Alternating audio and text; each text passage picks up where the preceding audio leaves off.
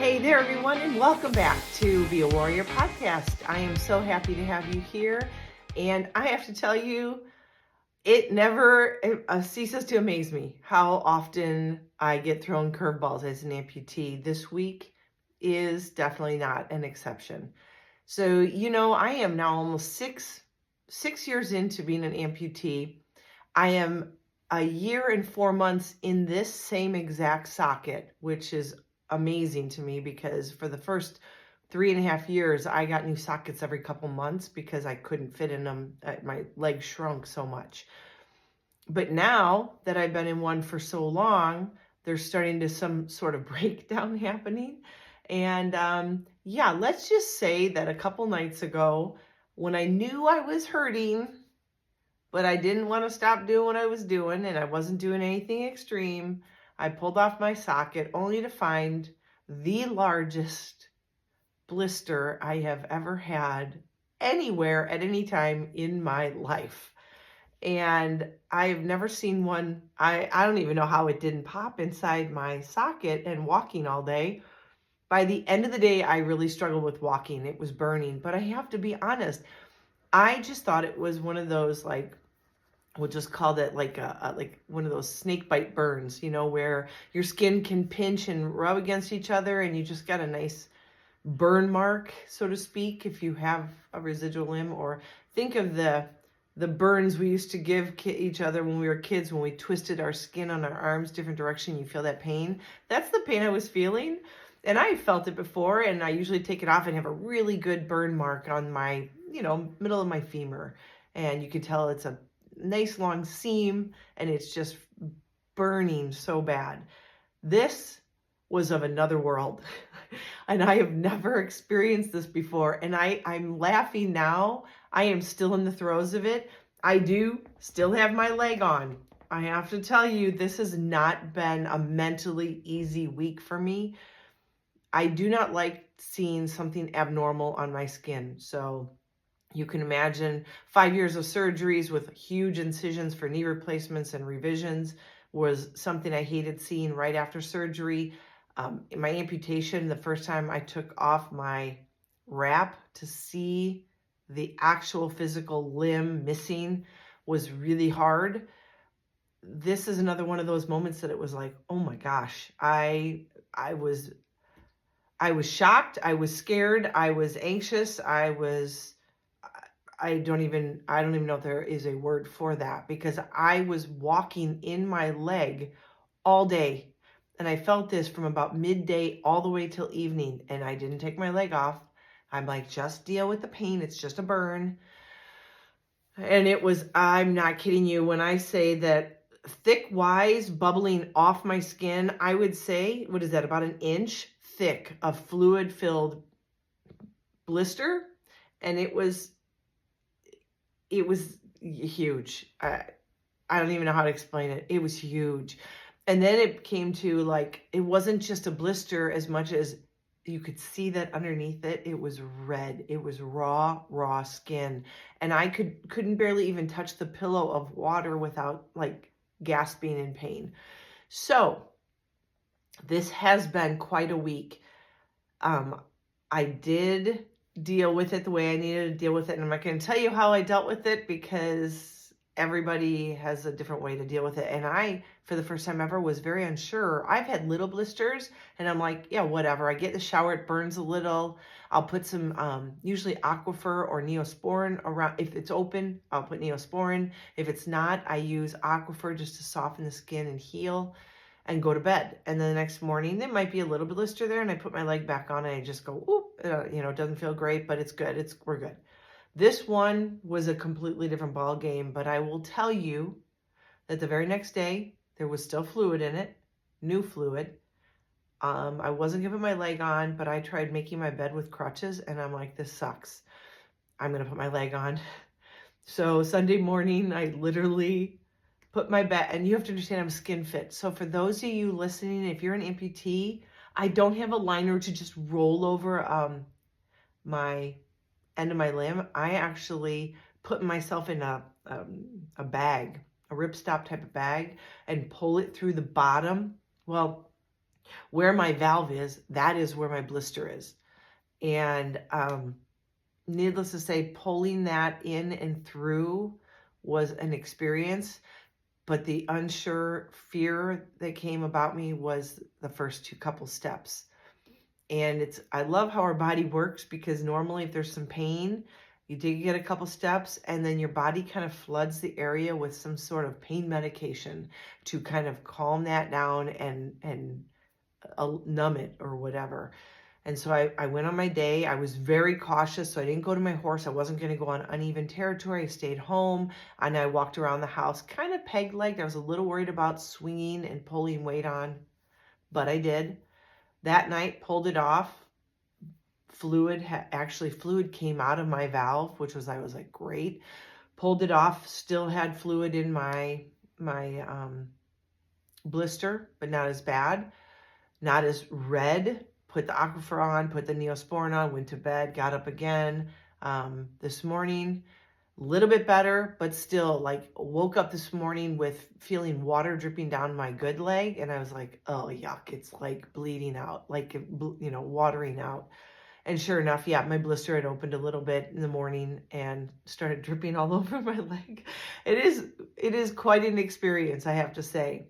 And I would definitely not promote you putting on a socket with a blister. I wasn't even sure if that's something I should do, so that's why I've been very cautious about what I do with my leg on. But I'm the kind of person that worries that if I don't put it on, I may not put it on again the next day or the next day, and then I'll have swelling and then I won't fit, and I just wasn't going to do the chase my tail thing. But I will say that it is getting a little bit better. At least the part of me that was worried was more the rawness underneath the blister, so that when it does peel away, before, like on Sunday, it would have been a nightmare. Like, it would have been so painful because I couldn't even touch the outer skin that wasn't attached anymore because it hurt so bad. So this leads me into today's discussion. If you can believe, we can go into a different discussion based on this, but I am going to talk about something that resonates with me, one as a wife and a mom, and I know resonates with a bunch of other women. Men, sorry, I can't talk to you about this, but that doesn't mean you don't have some of this. But I only talk about what I can speak to, and I can speak to women that are moms and wives, and especially, even more specific, a homeschool mom.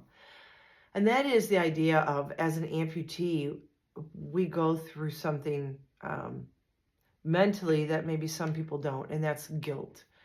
And I know we all struggle with guilt, maybe something we've said or done in the past, talking, in the heat of a moment or in the middle of an emotional dialogue, monologue, whatever.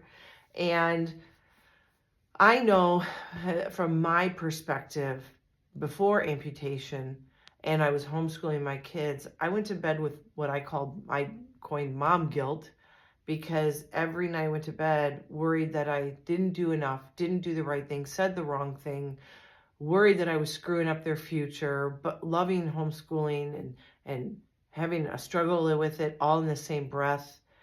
And I can't even count the amount of times I went to bed crying that I had screwed them up. I will tell you right now, I have not. My kids are doing really well in college and in their job, in their life. So, knock on wood, everybody stays on a good path, but we are on the right track. But that doesn't mean we don't feel those moments where we feel like we are not enough, we have failed, we are doing a disservice to somebody in our family. And it comes down to the people that you love and respect the most, right? So for me, it is my two boys and my husband who have put all their trust in me to run the house, educate, and do all things right. And being a perfectionist, I hate letting people down. Now you throw in the fact that I spent 5 years of homeschooling, laid in bed, at doctor appointments, at physical therapy, and in surgery rooms while my kids were in school. And yeah, I carried a lot of that struggle in my heart and in my mind. And it was not easy, not to mention the feeling of letting myself down and watching my husband work a full-time job and take care of the kids or laundry or dinner. So yes, I've dealt with a lot of that. And as an amputee that elected the surgery, which I did, I have always told myself, and in my heart, I truly believed that if this was your choice, then you will deal with it without repercussion to the world around you. Meaning, yeah, okay, I'll have a pity party here and there, and that's okay because we all have our emotional breaking points, but I can't live in that space. I refuse to, and I am not allowed to. In my book, I am not allowed to because I chose this path. And when we choose this path, that is the cross we need to bear, and we need to pick that cross up and we need to carry it. Now, I know some of you are listening that are amputees that did not choose your path. So I'll go down another little rabbit hole, and that is fear, anxiety, anger, shame. So there is a lot of negative comments there, right? So, and I made a list: guilt, fear, shame, and anger. Those 4 emotions we all have.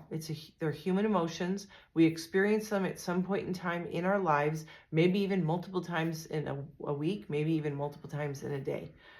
The problem with guilt, fear, shame, and anger is they do nothing to help you, and they do everything to pull you backwards into a spiraling negative place.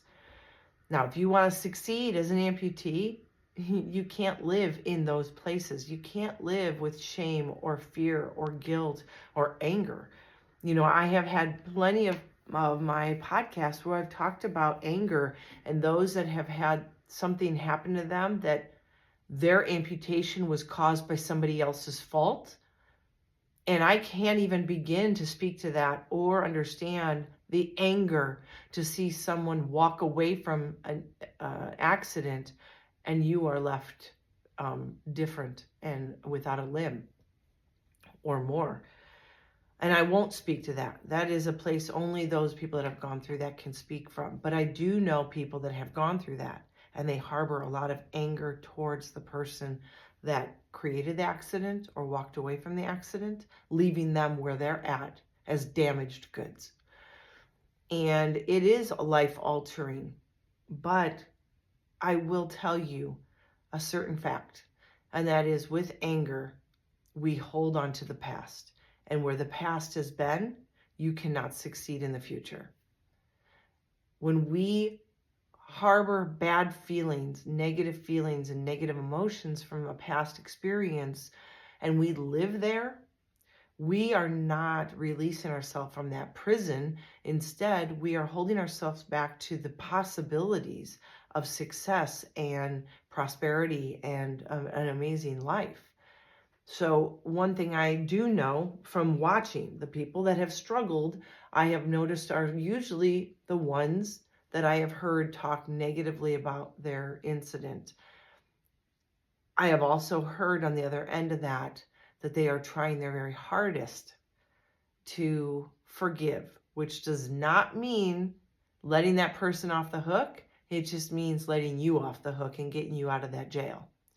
So when you are dealing with anger, when you're dealing with guilt, fear, or shame, all you're doing is putting a border up in front of you that will not allow you to go any further than where you are right now. Fear is a huge thing in the amputee world. One, fear of what the future will bring when we're trying to navigate without a limb, especially if you are without a leg and that is how you get around. And we all have battled insurance companies who want to deny. And so, yeah, I had that same fear where I had an insurance company that said everything was good. I had the amputation. And then right after the amputation, they said, oh, yeah, no, it's not covered.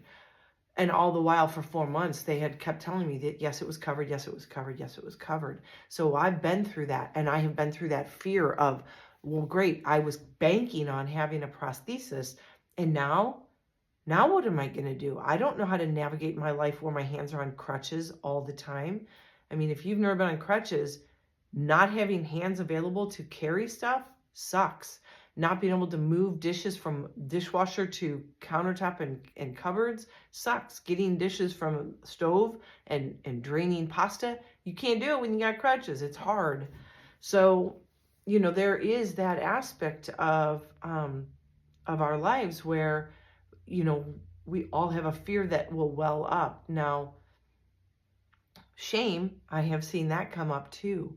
And I've seen women, and I do, like I said, I talk a lot about the women aspect because that is where I can speak from. And I know how society portrays us as having to look a certain way and have a certain body shape, body type, hair color, hair type, makeup on, looking all nice, no matter what your job is, but you are, that's how beauty is portrayed. And I have spoken to several women who feel shame and afraid to go out in public as an amputee because they think it is hideous or ugly or a deformation or makes them a lesser woman. And I can't tell you how much further from the truth that is. You are complete, because who you are isn't what you look like. It's what you do and how you act and how you walk in life, not physically, metaphorically walk in life. And what kind of person you are. Are you trustworthy? Are you a good friend? Are you loyal? Are you kind? Those are what make a beautiful woman, not 2 legs and 2 arms, you know? And so we have this very distorted view based on what media shows us beautiful women look like.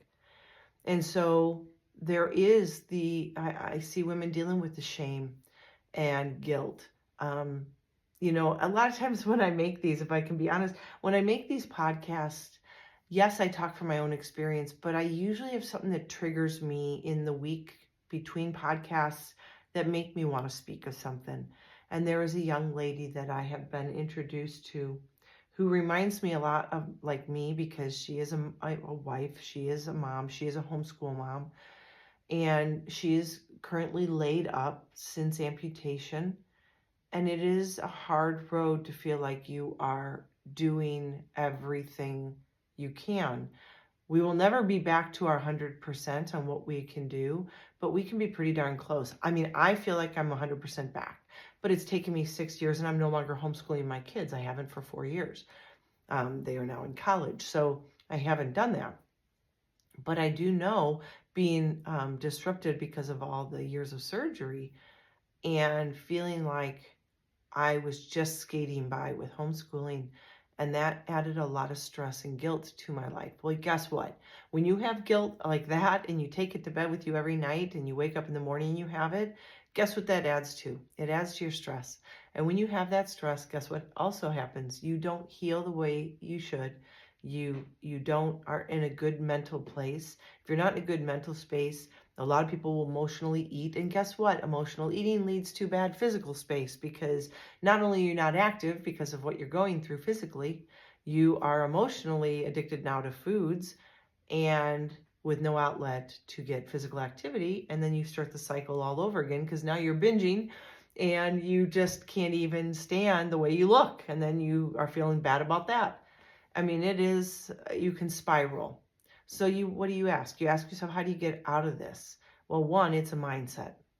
You have to convince yourself by the kind of things that you say to yourself every single day, hundreds of times a day at first, especially if you're really struggling.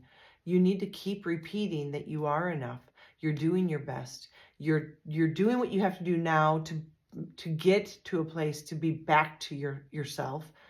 And we all have setbacks. And I brought this up, and this came up based on this person, but also because I'm having setbacks right now because of my huge blister on my residual limb. And even though I'm wearing my limb, I'm wearing it with extreme caution. I am cleaning my socket out extremely at night and before I put it on in the morning. I am making sure that my wound is clean because I do not want an infection. It's just a blister and it's just clear water that's in it. So we're good right now, but that doesn't mean things can't change if I'm not careful. So in this cycle, I have all my Christmas boxes down, but I haven't done anything for 2 days because of this. I was going to start Sunday and I haven't done anything.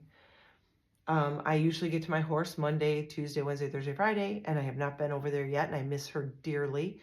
But I cannot risk ripping that open and creating a wound that will then definitely pull me out of my socket. So, you're balancing life. Is this a setback? Yeah, it sucks. But I know that this is temporary. And in a couple days' time, I'll look back and go, whew, that was a close call. We're good. Let's go. Now, I will also say that I have done a lot of other checks with my body and gone to my prosthetist today to have him tell me he is not sure why this is happening after a year and 4 months, but it might just be time for a new one. So guess what? This person here is going next week to get recasted for a brand new socket. So this should be interesting because, again, it's like getting a new pair of shoes and trying to run a marathon. You've got to take it slow, take it easy. You're going to have hurts and bruises and wounds and rashes the first week. It's so fun. But it is what it is, and it eventually will become good. I can't handle having blisters anymore, and I think that might be a one-off blister weird issue, but I also have been having femur muscle issues, maybe bruising, and more extreme phantom pains hitting my foot, burning my foot at night from my femur in the back because I can feel the bone. There's not a lot of tissue back there. So we're going to try to just revamp the whole thing. It's more than just one thing. It's a plethora of things I've been stewing on for several months now. So with that being said, we've got a multitude of negative vibes that can be put out when we become amputees, especially if we are moms and we are wives and we are feeling like we're letting down our family. Here's what I would suggest. I'm never a big fan of pity parties, but we do have them, and it's good. It's cleansing. Cry it out when you need to. I usually use the shower because that way they wash away with the shower, and I feel fresh, clean, and ready to start new. It is a great time to do that. It's just a great release. But sometimes it is in a car or in your house. You have a good song on. But once we get through something like that, what I would suggest, without harboring, there is a timeline. You need to talk with your family, your support system, your closest friends, the ones that see you day in and day out, that notice the differences in you and are noticing how it's affecting you and your productivity or your or the way you handle day-to-day things in life. And you need to be honest with them. You need to have that conversation that says, listen, I'm really struggling right now. Because sometimes it's just phantom pains. And when they hit so hard that literally your brain shuts down and there is nothing you can think about, do, or handle. You can't have conversation, you can't read, you can't watch TV, you can't sit still. And it's chaos in the brain. No one sees it. You can only internally feel it. So you need to let people know that. But let's say you are like this young lady who is hospitalized. Well, yes, it is really, really tough. And you may not have realized that this is what was coming with an amputation. But your spouse and your family, your kids love you unconditionally. And that includes the moments that are hard. And when we say we get married for better, for worse, in sickness and in health, this is part of that aspect where we hit a rock bottom and we are completely incapacitated for helping the family. And that is when you call on family and friends around you to help your family at home, help your husband. I am not one that likes to ask for help. It took me several years of surgeries to finally start asking for help. But you need to ask for that help.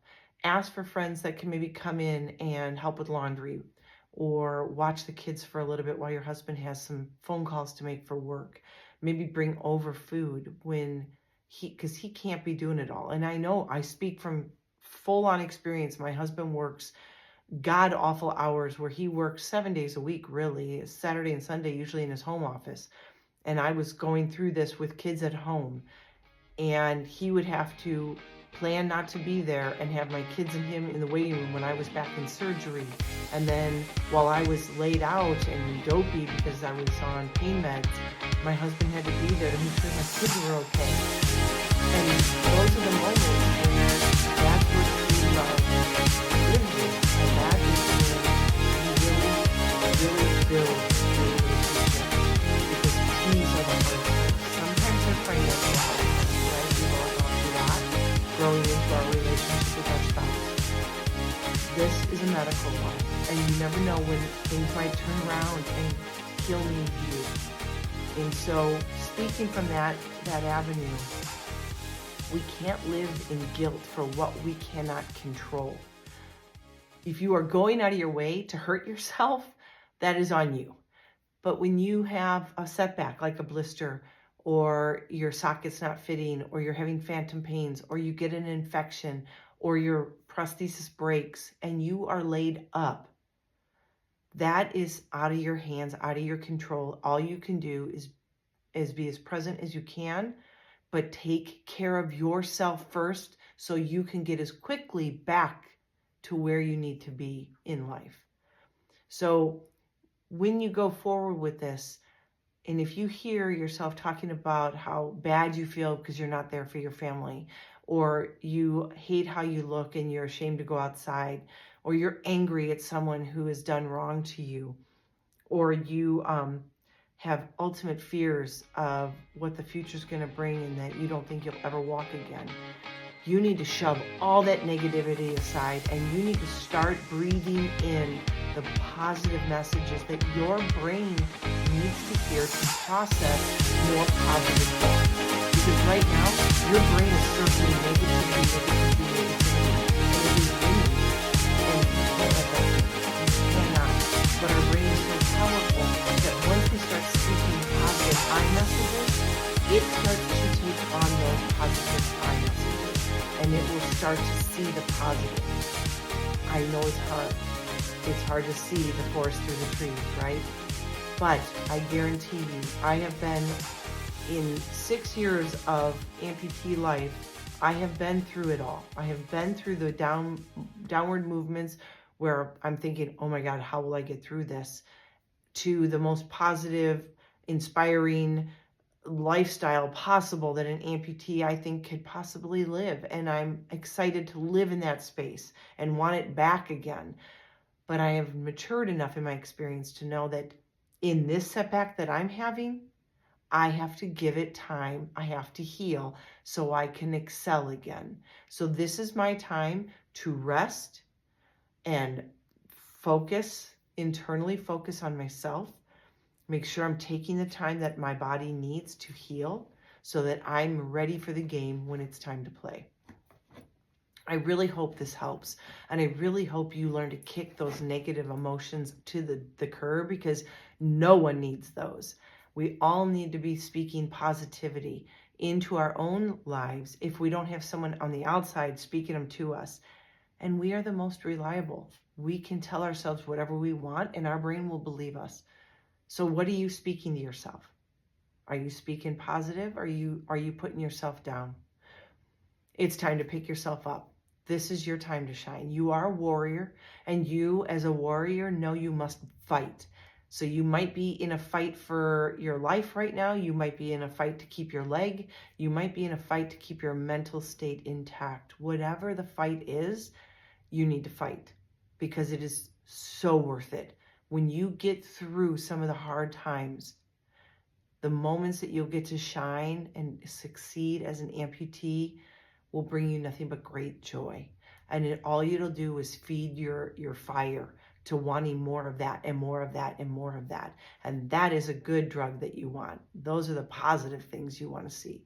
So get out there, fight for what you need to have done, sit back, heal when you need to heal, ask for help when you need help. But don't be ashamed to tell people where you're at, because the mental game can be very tough to handle alone. I hope this helps you. I hope you have a fantastic week. I can't believe we're in November. And if you see, I'm in a sweatshirt. We're finally cooling off here in Arizona. That is a beautiful thing. And as always, be healthy, Be happy, be you.